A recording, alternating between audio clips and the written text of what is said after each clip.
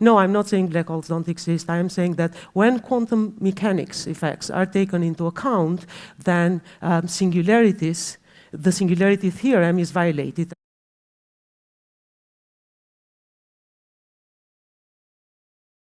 I think there's a lot of indirect evidence for the existence of black holes. I think very soon we're going to have direct evidence. We're going to point a bunch of telescopes at the center of the galaxy, and we're going to look for this event horizon, this dark circle.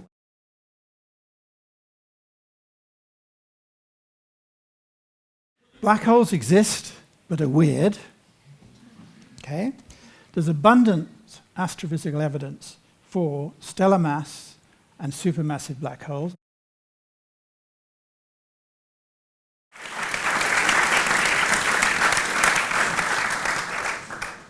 Afternoon, ladies and gentlemen. Welcome to Bang Goes Another Theory of the Universe. We do get through a lot of theories at this festival, I must say. What we're discussing is black holes, really. Early in his career, Hawking and Penrose, who was here just last weekend, described black holes and claimed that they break all of the known physical laws. So in other words, in our universe are little pockets which don't run according to the laws of the rest of the universe, which is an extraordinary thought. Since then, they've been found at the center of galaxies, but now some leading cosmologists, Hawking's amongst them, are beginning to say they doubt that black hole exists. So are black holes more of a science fiction than a fact? And if so, what's really at stake? Does it do violence to the theory of relativity? Does it do violence to our theory of the beginning of the universe? To help us discuss this, we have our three panelists. To my right, Laura Mersini-Houghton. Nice to see you again. Professor of Physics at the University of North Carolina. Widely covered New Scientist and BBC because you're no stranger to controversy. One of the people who has researched the ways that we can gather experimental evidence for other universes, for the multiverse. And not content with ruffling those feathers, she's now telling us that there may be evidence to suggest that black holes don't exist.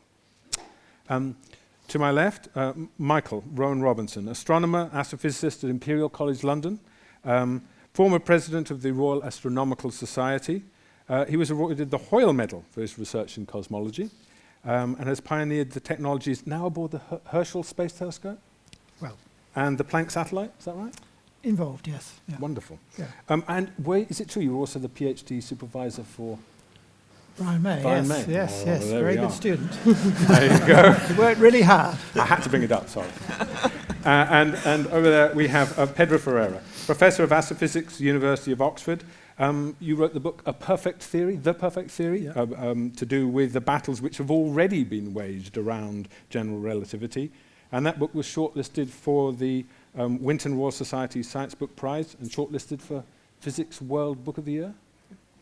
I'll ask each of our panelists to give us their views in 4 minutes. I'll try and hold them to that, and then we will set to the debate. If I could start with you, Lara.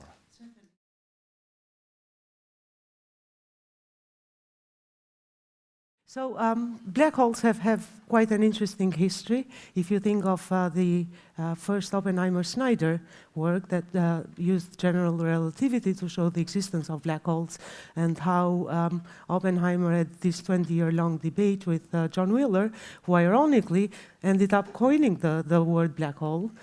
And then you think of Eddington and Chandrasekhar. Chandrasekhar again did pioneering work and using general relativity showed the existence of black holes, and Eddington didn't like that a bit, to the point that he called it a stellar buffoonery. And of course, after that, I don't think there is anyone that doubts the existence of black holes, especially with a very important work by Sir Roger Penrose and Stephen Hawking. Things got a bit tricky after the discovery of Hawking radiation by Hawking in the early 70s. And the reason is because pretty soon people realized that if you use quantum mechanics and therefore obtain Hawking radiation, you end up with a huge paradox known as the information loss. And that's no good because it, in a nutshell, it forces us to rethink this age-long battle between general relativity and quantum theories. If we accept Hawking radiation, which we do, then we have to doubt the foundations onto which the existence of black holes is established because of the information loss. Quantum mechanics has this sacred principle that states no information can ever be lost. In that case, anything that goes down a black hole and disappears down a singularity produces this paradox where all the information, in principle, we could stuff the whole universe down a black hole, down the singularity of a black hole, and lose that information forever. But yet, at the same time, we would use this quantum theory that has just been violated to deduce the existence of Hawking radiation. So, and this debate has been going on for at least 30 years. Many great scientists have tried to come up with different ways of solving it, but the paradox persists.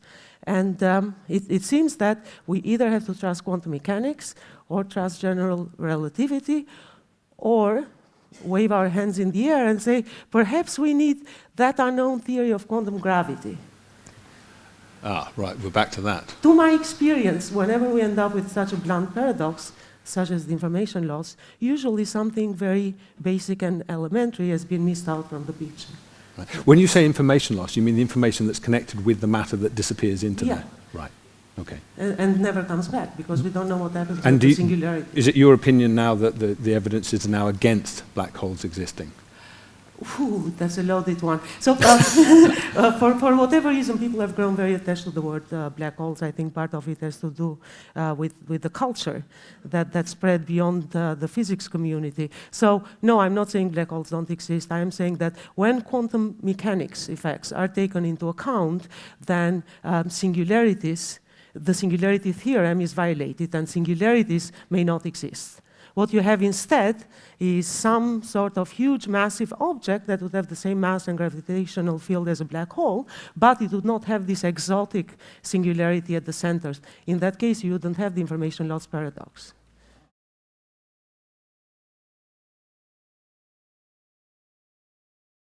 Look, I mean, if you look at the history that Laura's mentioned, there's an ebb and flow with regards to black holes. So actually, in 1915, Einstein puts out his theory. One of his colleagues solves his theory and comes up with a solution. And let's just be clear what we mean by black holes. We mean a bit of space-time where right at the center, it's spherically symmetric, so it's round. Right at the center, the geometry is just infinite. It's very, very sharply curved. And then a little bit out, there's a kind of a shroud. There's a surface, which is what's known as the event horizon. And stuff that goes into this event horizon can't come out. Schwarzschild comes up with this, and Einstein, he says, this is a solution, but it's very mathematical. And that's kind of been the tenor throughout the last 100 years, is that someone looks again at black holes, comes up with a more physical model, and someone says, well, actually, it's just mathematics. So stellar buffoonery that you mentioned, the Eddington. And I just think there is this ebb and flow where at some point someone disagrees, someone thinks that there's something wrong with black holes. Okay, so that's just going to happen for a while. It all boils down to, mathematical evidence for it is definitely there. It all boils down to observational evidence, and I don't want to rain on your parade. I'm going to let you talk about the observational evidence. But one of the things that I think there's a lot of indirect evidence for the existence of black holes. I think very soon we're going to have direct evidence. We're going to point a bunch of telescopes at the center of the galaxy, and we're going to look for this event horizon, this dark circle. And where basically the telescopes are going to be sufficiently resolved that we're going to be able to take a photograph of it. And we're going to see if this event horizon is there or not. So my answer to you is, I think ultimately it's an experimental question, it's an observational question, and we're going to see if it's there or not. Now, there are various aspects to this. What happens right at the center, what happens to this shroud, and we're debating these bits of it.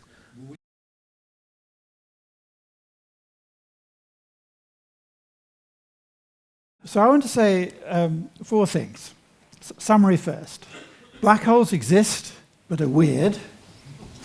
Okay?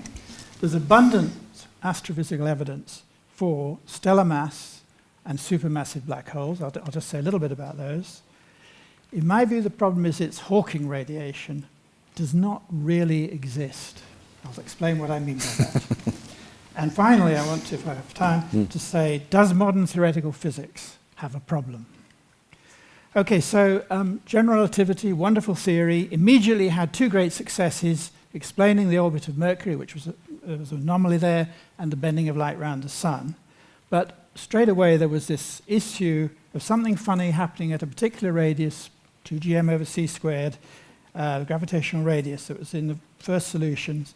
And as Laura says, Oppenheimer and Snyder in 1939 showed that this was the endpoint of stars above a certain mass. We now know this mass is about 20 solar masses. So a star of that mass, when it runs out of fuel, it collapses, the center collapse just keeps on collapsing, and to a point, essentially, a singularity. But what they also showed is this singularity is hidden from view by an event horizon. I just want to read from the abstract of this 1939 paper, which encapsulates all the weirdness, really, of black holes. So they wrote right at the front of their paper, the total time of collapse for an observer co-moving with the stellar matter is finite. And for this idealized case and typical stellar masses of the order of a day, so the whole thing collapses to a point in a day, an external observer sees the star asymptotically shrinking to its gravitational radius. In other words, from outside, we never see the thing collapsing. It just endless, as time goes to infinity, it goes towards this event horizon. We never actually see the thing collapsing in. Well, that was a brilliant piece of theory, but it took a while for them to be found. And it was 1964, the first of these collapsed massive stars was found, Cygnus X1. And so in Cygnus X1, we see an evolved red giant star, something like what the Sun will eventually become, orbiting around an invisible 10 solar mass companion. Gas is streaming away from the red giant star, falling into a rotating disk around this invisible thing, around the black hole. The gas gets very hot and radiates in X-rays. So that was the first of these that was found. Now, in the same year, 1964, a remarkable year really, Hoyle and Fowler proposed that the newly discovered quasars had been discovered the previous year are due to 100 million solar mass, supermassive, collapsed objects. And this has been abundantly confirmed by observation. So we see in some of these supermassive black holes, again, X-rays is the key. You're going to the highest possible energies because you're going as near as possible to the black hole. Sorry, 1 minute. Okay. So anyway, lots of effects that have been, I won't go into the details, but one of the very nice examples is the black hole in the middle of the galaxy. Two groups have seen the stars orbiting around it. You can see a really nice video on YouTube of the stars orbiting the black hole in the middle of the Milky Way. So basically the problem really is not about black holes, it's Hawking radiation.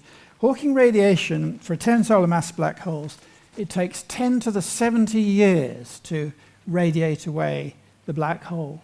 And so essentially, whether black holes are evaporating as predicted by Hawking or blowing up as predicted by Laura, it's happening so slowly that even over the whole age of the universe, so far, practically nothing's happened. No one photon has been emitted.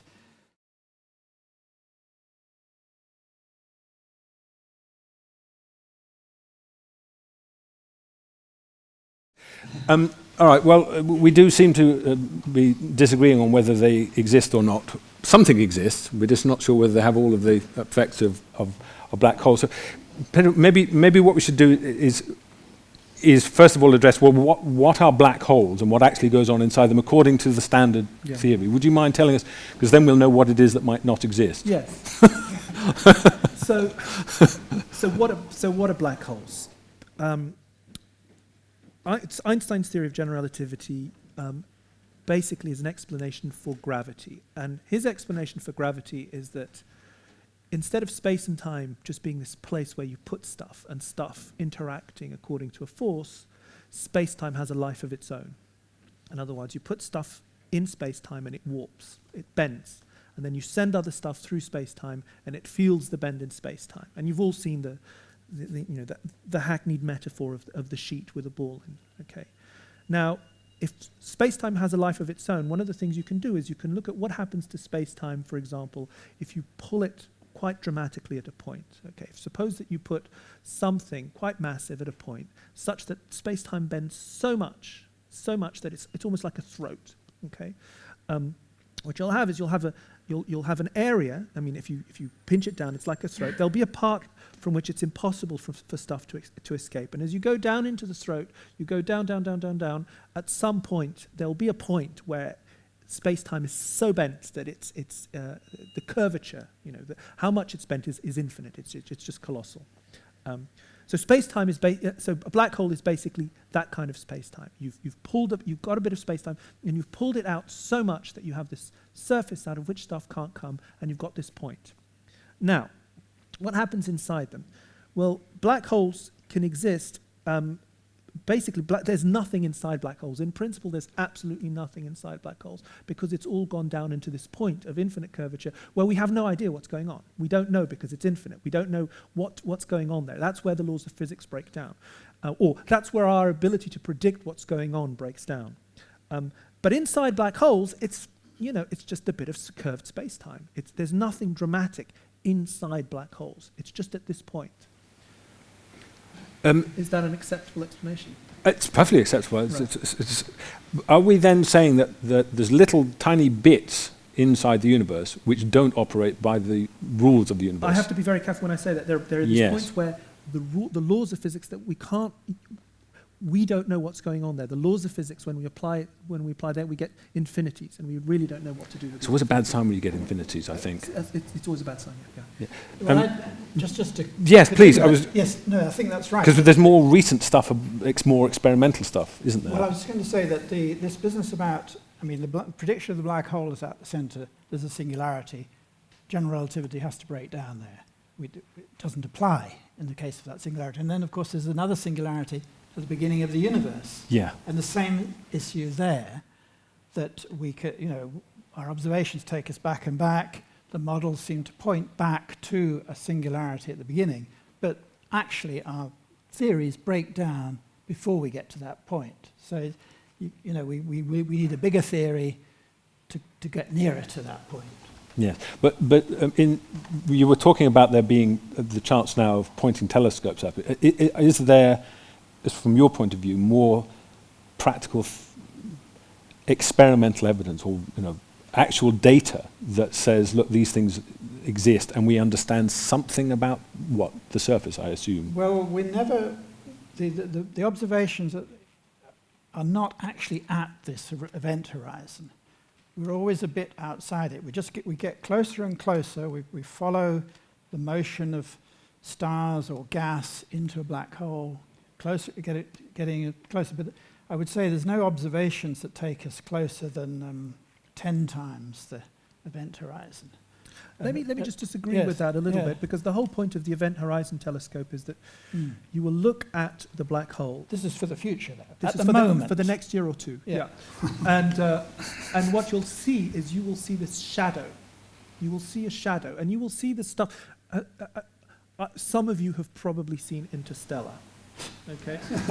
Some of you have probably seen the picture of the black hole. Okay. And what does it look like? It looks like you've got this black thing, right? And then you've got this ring of light that goes around, which is the gas that's going around. And so the event horizon, in principle, will see that black thing surrounded by everything else.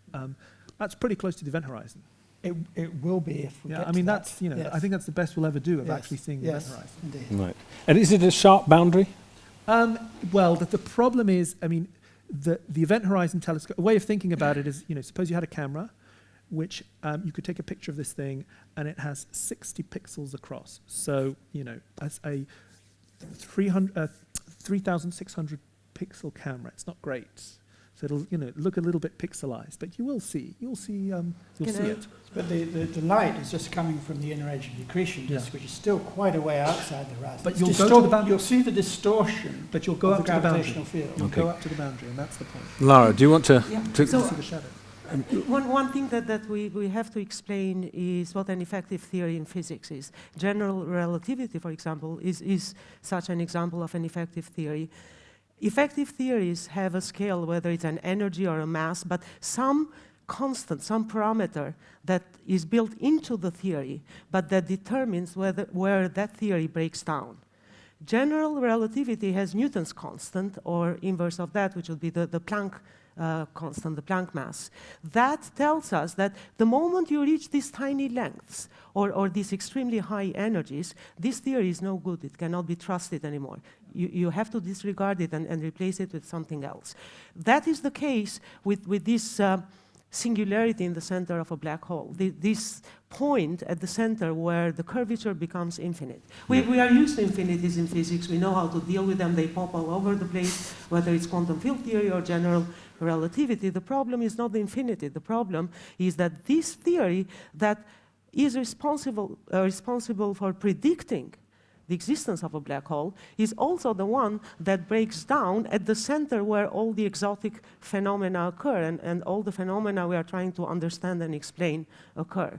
So that's one issue. And as you said, it's absolutely correct that if you apply general relativity to the universe instead of a star, then you will end up, if you extrapolate our universe all the way back to the beginning of time, if you like, speaking in colloquia now, but at just before the Big Bang, before everything blew, then you would expect the whole universe to be squashed to one point. So you'd expect a singularity there, this very exotic, strange thing that we don't understand and cannot address with our effective theories to occur.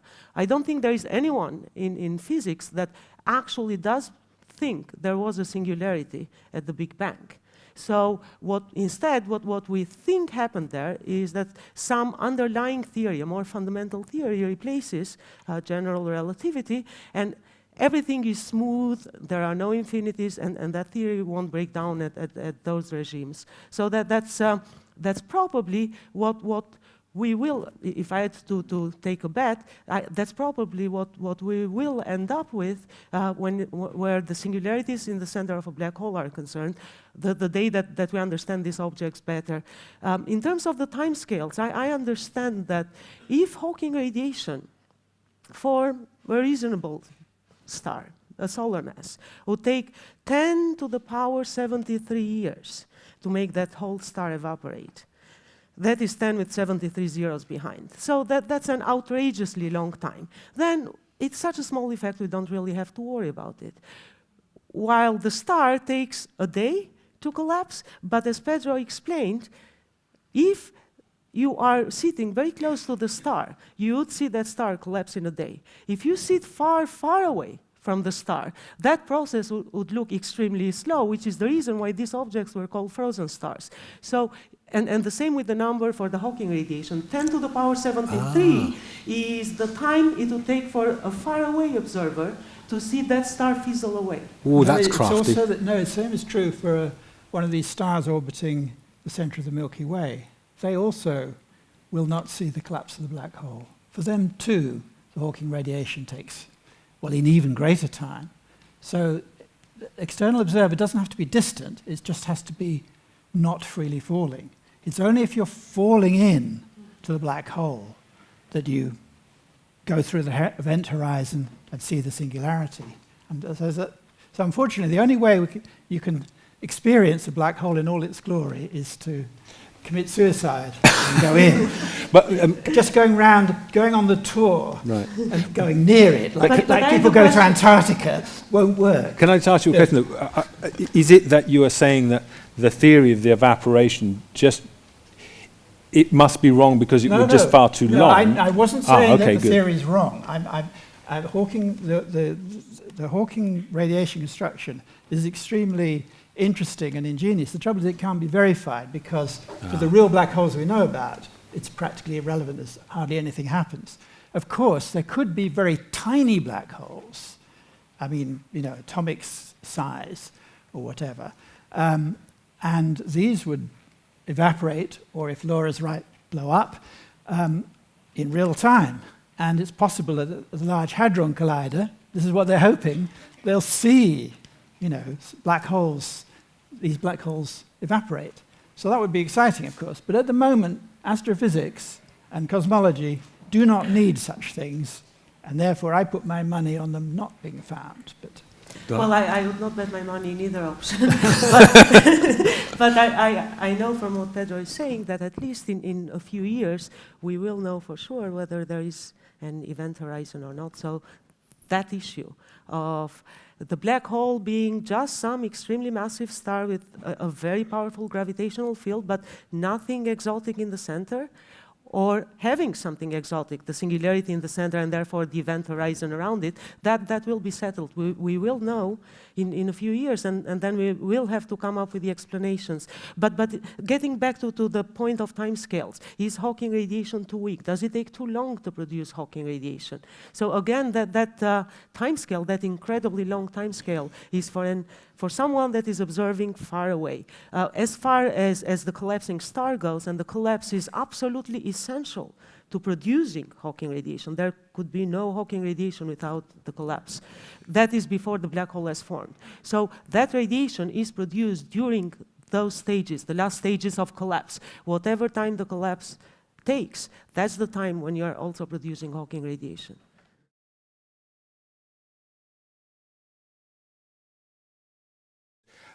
It sounds like you're all saying we're going to have some kind of new theory. Is that really the case? What I just wanted to say is I think there's a little bit of a distraction here discussing the singularity and effective theories and all that. I mean, there are two bits to the black hole. There's the singularity. We all agree that something will break down with the singularity. Okay.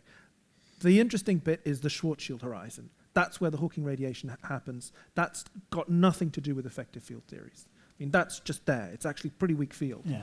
And that's the bit that we're going to see. It's one of the two there are these two weirdnesses. Yeah, but this one is the singularity and the other is the event horizon. I think and that's the one that could be observable. The interesting weirdness, which is it's really there, is the Schwarzschild horizon. And so when you say look for a black hole, for me, looking for a black hole is not looking for the singularity. I really don't care what's happening at the center of because we don't understand what's going on, and until we figure out better what happens to gravity at high energies, it's all made up. But if you're trying to understand, but for black holes, the thing that's really there, has to be there, is this Schwarzschild horizon. And so the question is, will we see it?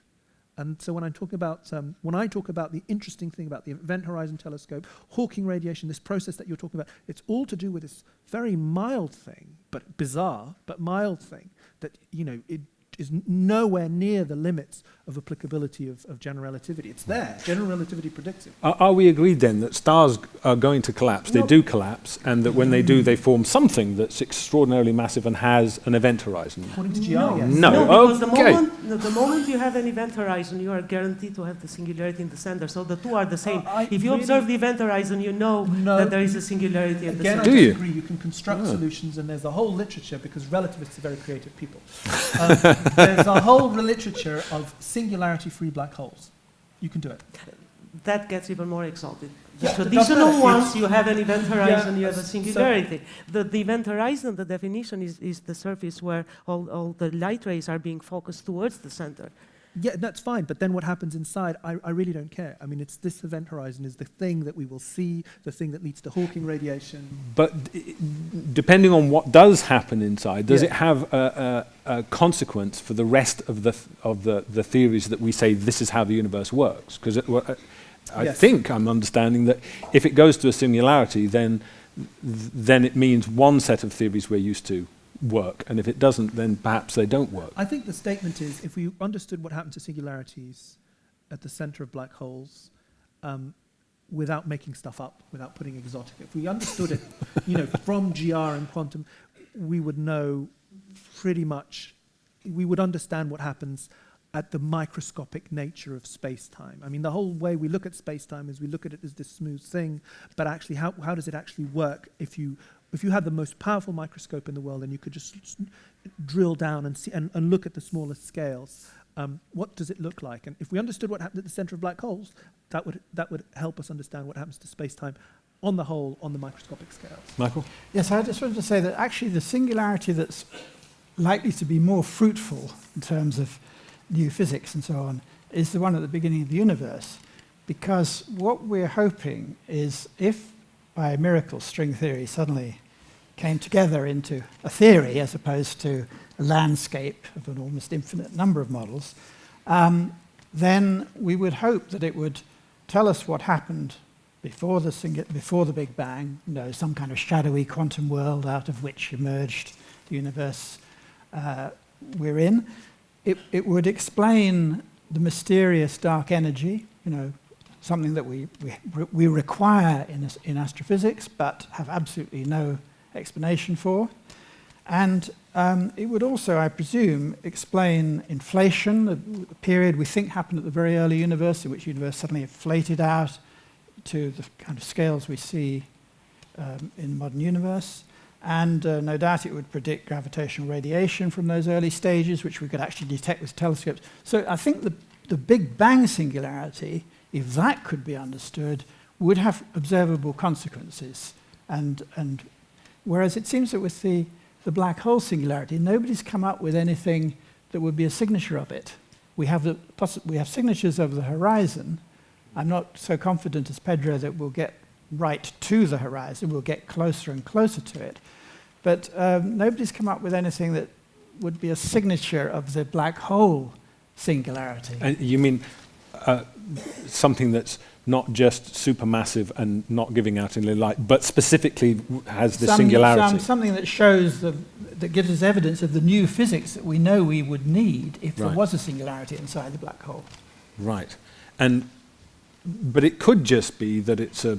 There is no singularity. Right. So, and is there a consequence for that, though, for quantum mechanics? Yeah, I mean, especially when it comes to something that is more tangible, the Big Bang singularity. If we go along and take that extrapolation of our theories all the way to where the universe becomes one point, so that's the singularity at the Big Bang, we have just closed the door to scientific inquiry, because time stops at the singularity. It does not make sense to ask what was there before, or talk about quantum effects that might have brought about this universe, and anything else that follows. That is part of the reasoning why many scientists do not really think there was a singularity at the Big Bang. Why does having a singularity mean we can't talk about the quantum rules? Have you seen Interstellar? Yes. Yes, I have, and it didn't help. Very entertaining, but it didn't help a bit.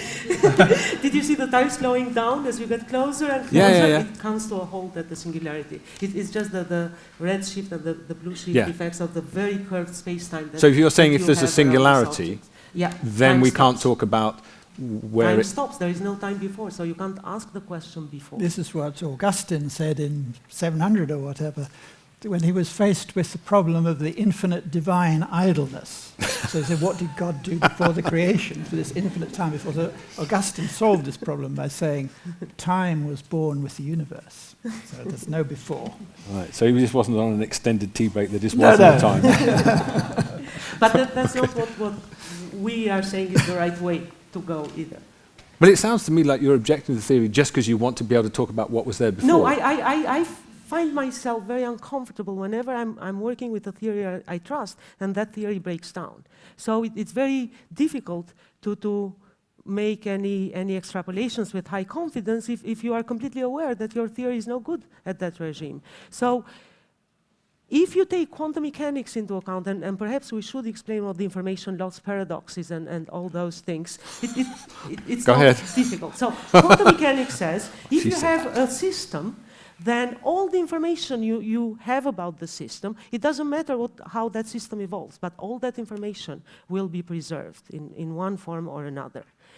We use quantum mechanics to extrapolate that these collapsing stars radiate and they become black holes, but the radiation is called Hawking radiation. That's a pure quantum phenomena. It's particle creation by the curved space-time around this very massive star. Therefore, if we use quantum theory to end up with Hawking radiation, we trust quantum theory. At the same time, we use general relativity to deduce the existence of this object, of the black hole. It is general relativity that says this is how space-time curves if you have this much mass stuffed in it. And you end up with a singularity at the center, this exotic point of infinite energy densities, infinite curvatures.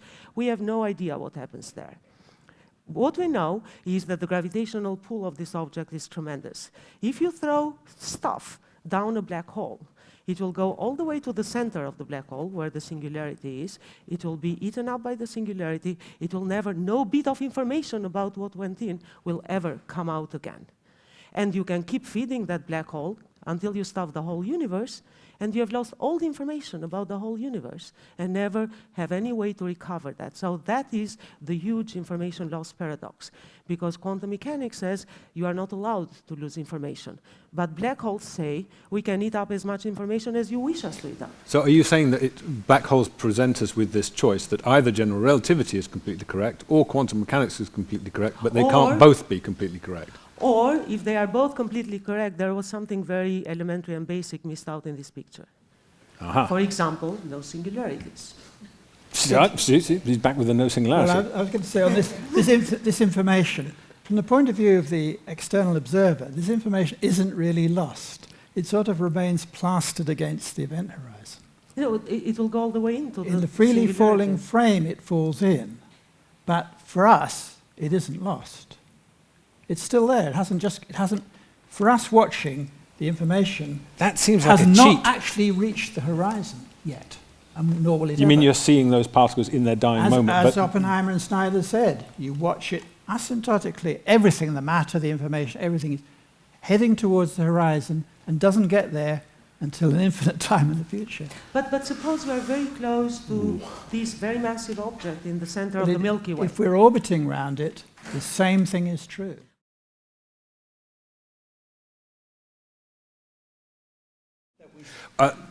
Can I just ask, I'd like to move it on to, we've all touched on the fact that it might do something rather disastrous for our picture of the start of the universe. How disastrous would it be if we decide that there's no singularities? I mean, you like it because then we can talk about what happens before, but do you like it? Do I like it? Look, I like theories. Would you like it to be true? Would it be beautiful? I think we all like theories where we can explain everything. If we had a theory where we didn't have singularities and had an explanation for that, you know, it would be wonderful. There are a slew of different proposals on why that you know, different theories on how you might do that. So, yes, I would like it. I would prefer it if there were no singularities. Right. But I would like theories. I mean, personally, I would like theories that you could make specific predictions that would allow you to test whether that theory is the correct theory or not. You know, if you have 3 theories for why there is no initial singularity, I would like to know how I would figure out which one it is. Now, the universe may not be obliging. Right? We may not be able to measure the things that we need to measure to test these theories, and that's, I think, one of the problems that we might be facing. There are limits to what we might be able to measure, but that's what I would like the universe to be like, that we could measure it and see if it was. Right. But if that's the case, would it mean that Hawking and Penrose went wrong somewhere in their... No. No, they made certain assumptions. They made certain assumptions. They made the most economic... you know, Hawking and Penrose, and you know, there's a member in the audience who played a crucial role in this, George Ellis. Yes. They made the most simple, most elegant assumptions about, and they came to the conclusions they came. Right. Now, if you start tweaking those assumptions... it's always the assumptions, isn't it? It's always the assumptions. It's always the assumptions. Which is the wrong assumption then, if there's no singularity? What was the assumption that they'd have to kick out? Well, it may be that the theory of gravity is wrong when you go to very high curvatures. Right. So that GR is wrong when you go to very high curvatures. And poof goes the perfect Einstein theory. It may be that our characterization of matter is oversimplified, that maybe we typically talk about stuff like this and light and things like that. I do, yes. But maybe there's exotic stuff around, which is actually pretty important in these situations that we hadn't considered before. An example that people are talking about a lot at the moment is dark energy. There's nothing like dark energy in our everyday life. Yet it seems to permeate the universe if we take our observations of our cosmological observations on face value. Assumptions like that. Is it that dire? It sounds like we could end up having to rewrite one or possibly both of the 2 theories which we think explain the physics of the universe. Well, there's a regime in the Big Bang. There's a regime where they both have to play an equal part, and therefore you need a new theory which combines them. That's what string theory is about. Yes. Okay. And I've mentioned that as a byproduct, if that was successful, and I don't think it's anywhere near success at the moment, it might not be for the next 1,000 years. But supposing it was successful... The look on your face is priceless. 1,000 years? But supposing it was successful, then I mentioned that we might get an explanation of the dark energy, We might get an explanation of how the universe started and whether there was a before. We might get an explanation of inflation. But there's a couple of other things that... We've only got time for one of them, probably. Well, okay, sorry. But it's just that there's a limitation of general relativity applied to the universe, so that it doesn't say anything about the topology of the universe, how things connect up on the large scale. So there's when you're looking in opposite directions in the sky, do they meet up or not? General relativity does not say, and yet that must be an interesting fact about the universe. When you say meet up, how do you mean? Well, in other words, if you look indefinitely in that direction, do you see the same objects if you look indefinitely in the other direction? So that's to do with topology, how things connect up on the large scale. General relativity has no prescription, and yet it is a part of the structure of the universe. And it's not to do with the Big Bang. It's just actually the geometry of the universe is not specified by GR totally. And I regard that as a weakness of GR. And so a new theory is needed not just because of the Big Bang, because of the singularity, for other reasons too. I could give other examples, but you say the rest of the time. Can I just give you the last word? Would you like there to be a new and different theory? And if so... It's not a matter of like, I don't think any of us has any choice on how nature works, and progress is a step-by-step event, so we can't control what we like or don't like. But I would say that especially theoretical physicists are a very impatient bunch. So rather than waiting for a very long time for that new theory to come about, I think we can still make quite a bit of progress understanding the current problems, open problems and paradoxes with the theories that we already have. And that will also aid us, even if it's a blind man's walk, it will help us choose the right direction towards that unknown great theory of the future. But you were being slightly more specific, though. You were suggesting that maybe we end up with a theory where there isn't a singularity. I think so. I mean, what would that look like? That's why I brought up the history of the black holes. It would look exactly the same as all the physics looks now. It's the singularities are quite recent in terms of science. It's only from the 1930s onwards. And initially, people found it outrageous that anyone would say, well, mathematically, I end up with a singularity. Yes. And then we got used to that. We said, oh, great, mathematically, we end up with a singularity. Then we ended up with paradoxes from the 70s onwards. But what I mean is, if the universe doesn't go back to a singularity, which I admit is a strange notion, you stuff the entire universe into something smaller than a pinhead, and everyone goes, oh, that'd be fine. If it's not that, what are we going to? Where does it begin? Does it begin with a small piggy bank, or a cloud, or what? I know I'm being facetious, but if it's not a singularity, yes, that's why they're here. Oh, right. Okay. So I don't think there is many people left who take the singularity of the Big Bang seriously. I think the universe at the beginning was a very small, finite object, and that's our universe. Finite. So no singularities, no infinite energy density stuff to one point.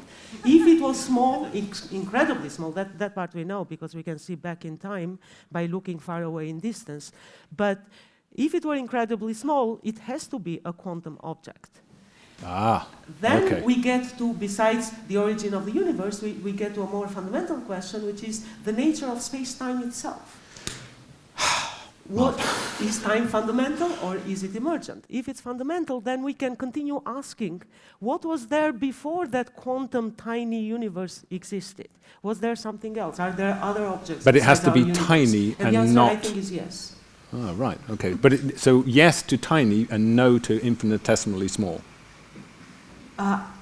Not a singularity. I don't have any good reason to suspect that the universe would have been infinitesimally small.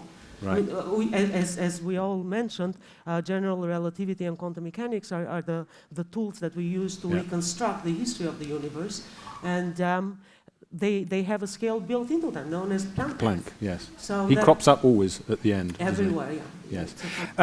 Could I ask you to thank our three enormous brains for...